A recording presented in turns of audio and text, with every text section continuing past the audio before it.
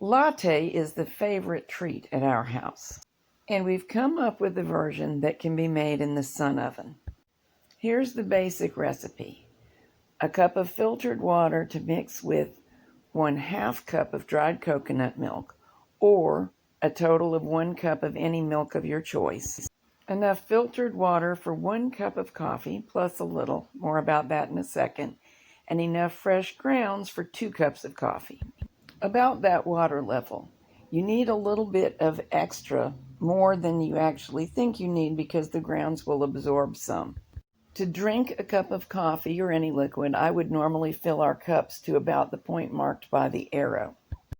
To make the espresso-like coffee that we're going to start with, I go ahead and fill it all the way up and toss it into a clear jar and add the coffee grounds to that jar. For this process, I use 2-pint jars. The one marked with the arrow has the coffee that would normally be used to make 2 whole cups in the jar, with the water as just described, more than enough for 1 cup, but by no means enough for 2 cups. The milk goes in the 2-pint jar, and there it is hiding, pointed out by the arrow. There's already some brown rice at work in this cooker. Cover both jars with something black. Here the jars are sharing one cover. It's a spray-painted cover from a cookie tin. Naturally, you're going to need to adjust the times to how hot your cooker is. This one was about 225 degrees Fahrenheit when I put both products in, the coffee and the milk. Both stayed in for 15 minutes, which produced a nice, flavorful latte that was not scalding, which is how my husband likes it. For my own taste, I would have left it in 20 minutes or so. The thing about latte is the 2 liquids need to be similar in temperature to blend as you want them to. And if the milk is not within a certain temperature range, it won't foam properly.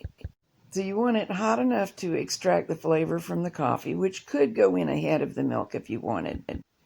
Not hot enough to boil and ruin the flavor, and not hot enough so that the milk won't foam when you whip it. My extremely low-tech tools are a fine strainer, 2 coffee cups, and an inexpensive battery-operated foamer. It's a little whisk thing that I bought on Amazon, around $10. Works great. Take out the coffee and milk when they're hot enough. And of course, you're going to need to protect your hands. Divide the coffee into the 2 different coffee cups as equally as possible. Use the little whisk to foam up the milk.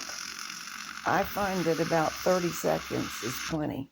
This is really a very effective little tool. It's not very noisy, and it's also not very difficult to clean. I just put a little soapy water in a glass and do the same thing that I'm doing to utilize it, and it cleans right up.